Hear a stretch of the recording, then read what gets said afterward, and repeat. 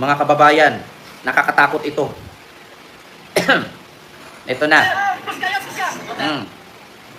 Meron akong napanood na balita na kung saan si Digong at ang grupo niya ay nakipagpulong pala sa Communist Party, no, ng China. So ano nga ba ang kadahilanan kung bakit nakipagpulong sila? Actually, wala namang problema kung makipagkaibigan tayo sa ibang bansa. Pero nakakatakot lang, komunista pa. Sa bagay, hindi naman tayo magtaka dyan kasi Digong, komunista talaga yan noon pa. Kaya ito, disclaimer lang. Hindi ako nagpapakalat ng fake news, bagkus. Marami na po ang nag-share nito at marami na din pong content creator na nag-react nito. Hilera ni Digong, magiging province of China na ang buong Pilipinas. Ito, kung nakita nyo po ang picture na yan, sa Pasay po nangyari yan. Yeah? Nakipagpulong po ang grupo ni Digong, no, sa Communist Party ng China. So bakit nga ba? At para saan? Walang problemang makipagpulong sa iba't ibang organisasyon sa buong mundo or kahit sinong dayuhan pa yan. Walang problema kasi ang bansa naman natin, wala namang visa. Open country naman tayo. Yeah? Ang nakakatakot lang, ang nakipagpulong kayo sa mga komunista pa. Di ba? Walang problema makipagpulong. Ang problema doon, komunista. Nakipagpulong kayo sa mga komunista. Yeah? So ito po, merong isang content creator, reaksyonan po niya at reaksyonan din po natin. Nakakatakot at nakakabahala po ito mga kababayan. Bakit? Nakipag-alyansa or nakipagpulong sila sa mga komunista sa China. So ano po bang mangyari kung sakali manalo ang PDP Laban, ang grupo ni Digong? Tapos tutulungan pa sila ng komunista ng ibang bansa. So anong mangyari? Di ba, Ma'am Maria Teresa Raza? So anong mangyayari? Nakipagpulong sila. Ito po.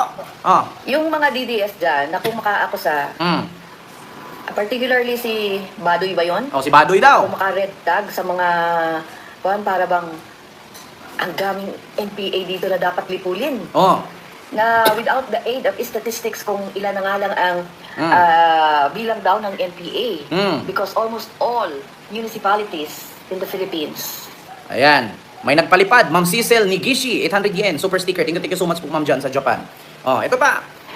Have declared themselves rebel-free. Pero ito, itong mga Duterte na kung maka-justify ng confidential funds nila, kasama yung NPA daw natin. Ito, nakipag-meeting yung PDP Laban with the International Department of the Chinese Communist Party. Rebelde sa China. China, komunista sa China. At Sheraton Hotel Pasay City to boost inter-party ties and strengthen bilateral cooperation between China and the Philippines. So, hindi pang nakakapwesto yung mga senador nila nakikipagkita na ang China. Oh my God. Nako, delikado ito. Yeah. Iboboto nyo pa? Boboto nyo pa? Maka-red tag kayo sa kung sinong senador dyan? Kasama si Senator Risa Hontiveros. At saka kuminsan, si Kiko Pangilinan at si Bam Aquino. Sasabihin nyo, NPA? Ha? Di ba? Jesus. Narinig nyo? Kung makarigtag kayo, sabihin ninyo, kami, mga komunista kami, kami mga rebelde. Paano nyo kami matatawag na rebelde? Sumuporta kami sa administrasyon. Samantalang kayo, binibira ninyo ang administrasyon ni Marcos, kayo ang rebelde, hindi kami. Di ba? Sasabihin nila, mga elitista kayo, mga leftist kayo, mga komunista kayo. Paano kami nagiging komunista? Kinalaban lang namin ang kabulastugan ni Digong, komunista na kami. Sino ba ang presidente? Si BBM. Suporta kami sa presidente. Paano kami natatawag na rebelde? Kayo. Kayo yung bumibira sa presidente. Kayo yung mga rebelde. Tapos tignan nyo, ito ang patunay na nakipagpulong ang grupo ni Digong sa Communist Party of China. So nakakabahala ito mga kababayan. Kung natatakot tayo, nagirahin tayo at sugurin tayo ng mga rebuilding grupo ng mga komunista ni Juma Season sa Pilipinas, mas matakot kayo kung komunista ng China ang makipagsanib puwersa kay Digong at bubumbahin tayo dito. Nako, sabi ko sa inyo mga kababayan, tandaan ninyo ito nakipagpulong na sila sa Communist Party ng China. Natatakot kayo kasi maraming rebelde sa probinsya. Mas matakot kayo kapag hindi pa sila nanalo. Wala pa sila sa pwesto, nakipagpulong na sila. So ngayon pag nasa pwesto sila, hindi natin alam kung ano ang purpose at ano ang pakay, bakit nakipagpulong sila. Umiikot ngayon. Ako'y nagtitinda ng suka! Yan Nako. Ito PDP Laban meets with Chinese Communist Party counterparts.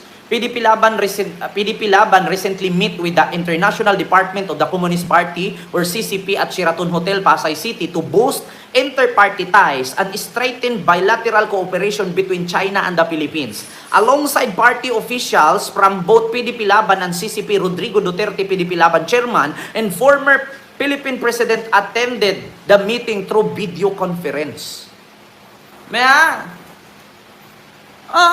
Tignan nyo. So paano yan mga kababayan? Hindi po ba kayo natatakot? Hindi po ba kayo nababahala? Kapag grupo ni Digong ang mananalo, kapag grupo ni Digong ang mapasok ng mga senador, lahat ng kasalanan na pinataw kay Sara mawawalang bisa. Bakit? Sila na ang powerful. Tandaan ninyo, hindi lang West Philippine Sea ang ibenta ni Digong. Buong Pilipinas ang ibibenta niya sa China. Tandaan nyo yan. Kung ang West Philippine Sea wala tayong magawa kasi dahil sa bunga at resulta ng gentleman's agreement ni Digong at ni Xi Jinping, eto na naman, Communist Party na naman ang kanilang kapulong or nakipagpulong sila. Kabahan po kayo, matakot po kayo, isipin nyo po. Isipin nyo po ang kapakanan ng mga apo at mga anak ninyo. Kahit yung sarili natin, wag na. Hindi naman tayo abutan dito eh. Maabutan dito yung mga kabataan, kawawa. Ay, Diyos mio Marimar. Ito, ganyan ninyo sabihin na ang mga Marcos magnanakaw at traidor sa bayan. Sino po ba ang totoong traidor at sino po ba ang totoong rebelde? Nakipagpulong sila sa komunista ng China. So ano bang ibig sabihin ng komunista? Yun po yung mga rebelde. Ayaw sumunod sa batas ng gobyerno. Komunista ang tawag doon, leftist, aktivista, leftist, mga terorista. Yun ang tandaan ninyo, nakipagpulong ang grupo ni Digong at si Digong sa Communist Party ng China. So meron pa nga akong napanood dito eh. Meron pa akong napanood dito na bakit nga ba sila nakipagpulong? So para saan nga ba? Alam niyo ba kung saan nanggagaling ang pondo ng kampanya ng Ito gusto ko lang i-share sa inyo, hindi po nanggaling sa akin to, sa TikTok po ito galing. So disclaimer lang, hindi po sa akin to, pakinggan lang po natin. Alam niyo ba kung saan nanggagaling ang pondo ng kampanya ng PDP Laban ngayon 2025? Walang iba kundi sa China. Noong nakaraang linggo, nakipagpulong ang ilang opisyal ng PDP Laban sa Chinese Communist Party. Ang usapan, suporta sa kampanya nila, kahit ng pagpapasa ng batas na papabor sa pag-angkin ng China sa West Philippine Sea. Hindi lang yan, gagamitin ang pinakamalalaking troll farms para linisin ang pangalan nila, sirain ang administrasyon, at galitin tayo para manggulo ang bayan. Klaro na naman ang plano nila. China ang financer ng Duterte PDP Laban. May dumas pang pang-areglo sa mga senador para maibasura ang impeachment case ni VP Sara. Mga kababayan, ipapamigay ba natin ang Pilipinas kapalit ng kapangyarihan nila? Mag-isip tayo. Diba? Napanood ko lang yung video na yan, hindi po nanggaling sa akin yan. Alam niyo ba? May gano'n ako. Mga kababayan, mag-isip na po kayo. Nakaraang linggo lang yan. Nakipagpulong sila sa mga Chekwa. So para saan nga ba ang pakikipagpulong nila? Pagdating, ito halatang-halata naman talaga, nakampi sila sa China. Bakit? Panahon na binomba ng water cannon ng China, ang mga Filipino Coast Guard, walang imik ang mga senador ni Duterte at mga Duterte. Kamakailan, tinaga ng Chinese Coast Guard ang daliri ng Filipino Coast Guard ni statement ng Office of the Vice President, wala kayong narinig. Kamakailan, binutas ang rubber boat ng Filipino Coast Guard, ng Chinese Coast Guard. Wala pa rin tayong narinig. Kamakailan, may mga lumalaganap at umiikot ng mga underwater drone sa iba't ibang dako ng Pilipinas. Merong Marinduque, merong Palawan, wala pa rin tayong narinig sa mga senador at mga Duterte patungkol sa statement nila laban sa panghihimasok ng China sa ating bansa.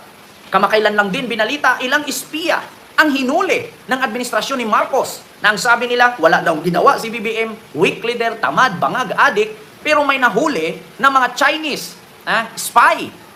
Wala ring statement na narinig ang Pilipinas laban sa mga Duterte at sa kanilang mga senador. So bakit nga ba natin iboboto? Kung tayo na ang inaapakan, tayo na ang pinupukpok sa ulo, bakit pati kapwa Pilipino natin, hindi man lang tayo tinutulungan at wala man lang nagre-react? Nga